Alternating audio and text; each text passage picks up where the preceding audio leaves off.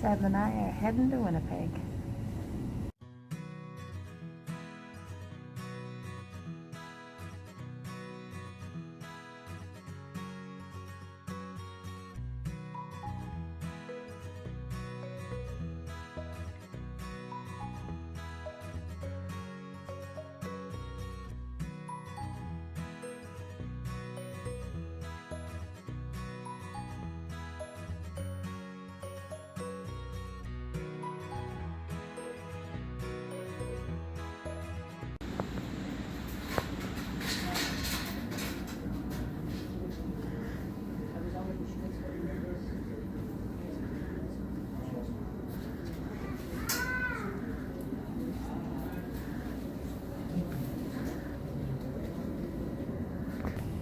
Hard to see from this angle, but we're gonna walk out on the tarmac and just walk right up onto the plane that way.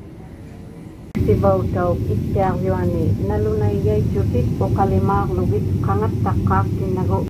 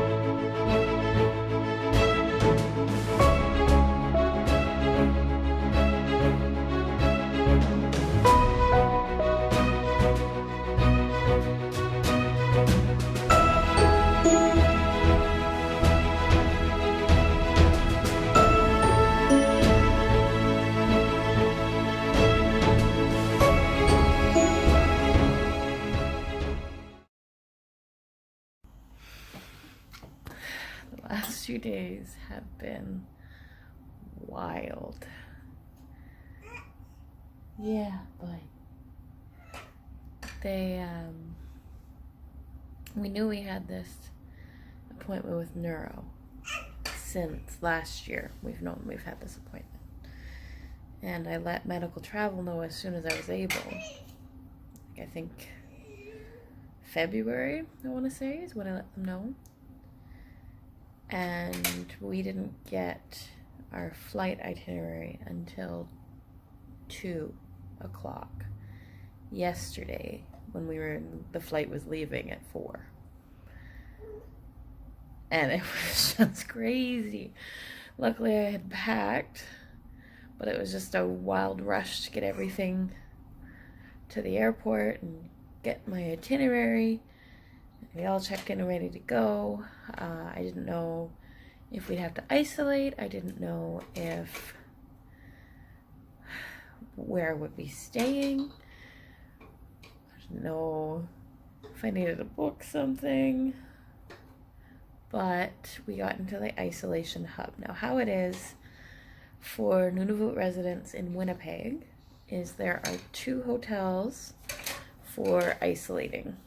One is where we stayed last time for our 2 weeks of isolation before we went home, and that was at the Hilton.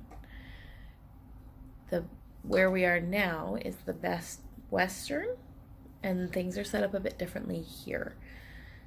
Now, we were picked up from the airport by staff here at the hotel. We were brought right to the hotel, to the nurse's station where we were checked in, and we went to our rooms.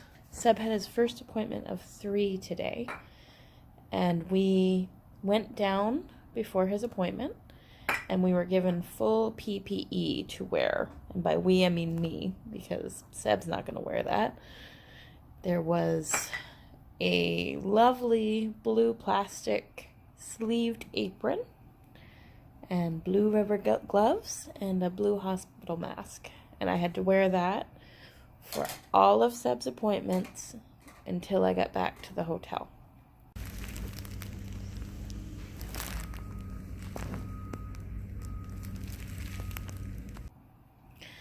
which ended up being a very long time. They have 2 shuttles that are operating to take people from this hotel to their appointments, but you can only do 1 patient per ride.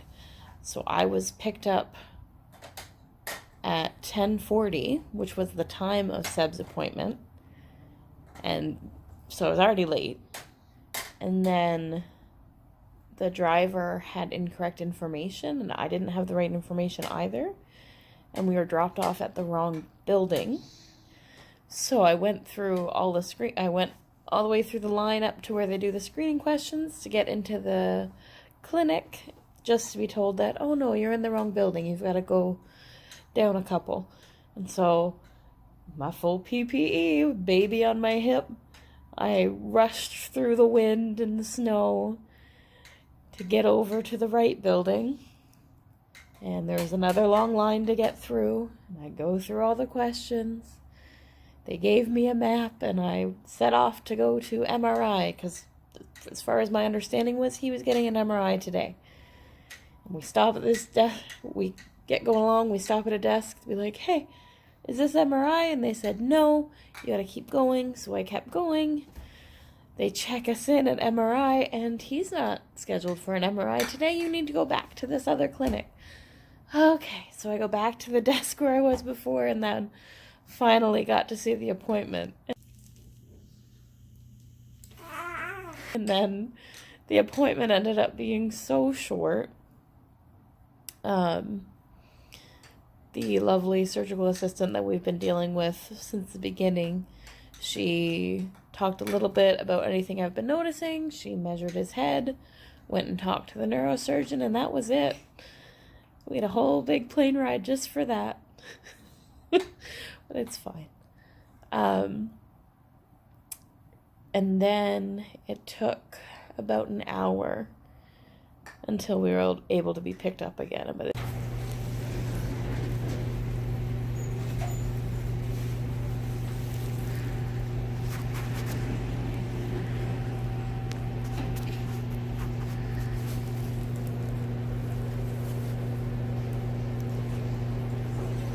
this time Seb was so hungry and I was hungry. I didn't know how to breastfeed him with this whole PPE on because I had to keep it on.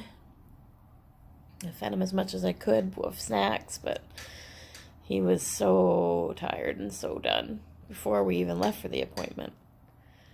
Oh man.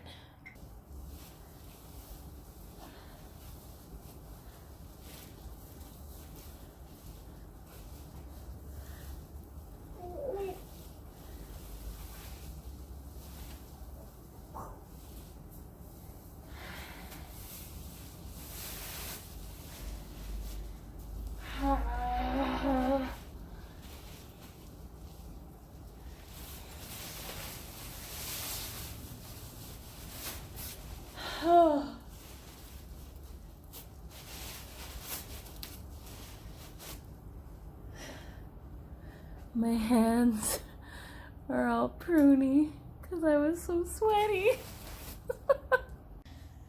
We have another appointment tomorrow. It was supposed to be today at 1, but they had a last-minute cancellation for tomorrow where he would get to see the doctor with the Sky team. So I went for that one instead because he was already done. I was sweating buckets in the PPE. So just decided we'll do it again tomorrow and it'll be good. And then we're stuck here in the hotel until April 23rd, where he has his hearing test. And then we get to go home on the 25th.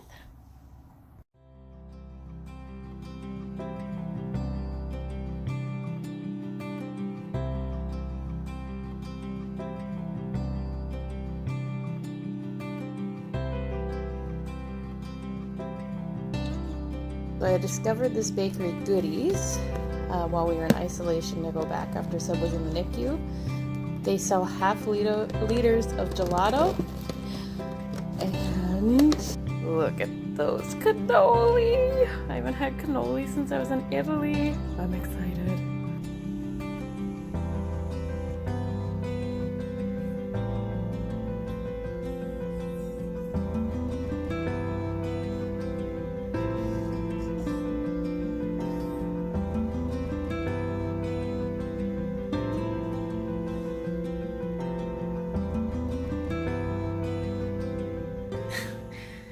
So we are very lucky that our government in Nunavut pays for our isolation and is allowing us to do this. They pay for our meals. It's all covered, but isolation has been very hard alone with a baby. Seb has finally seemed to have adjusted a bit since we've been here on the 13th. He wouldn't sleep in the playpen that they have here. He ended up sleeping with me, which meant I didn't get much time to myself. And we're just in one room here. He also kept waking up at really weird times. Like, he'd be in the bed with me and he'd wake up at 3 and then 4 and then 5, and he wasn't getting enough rest and I wasn't getting enough rest. He wasn't napping very well, but he finally seems to have adjusted enough that we're doing a bit better. He actually slept the entire night in the playpen. He woke up a few times, but I got to have the bed to myself, and it was amazing.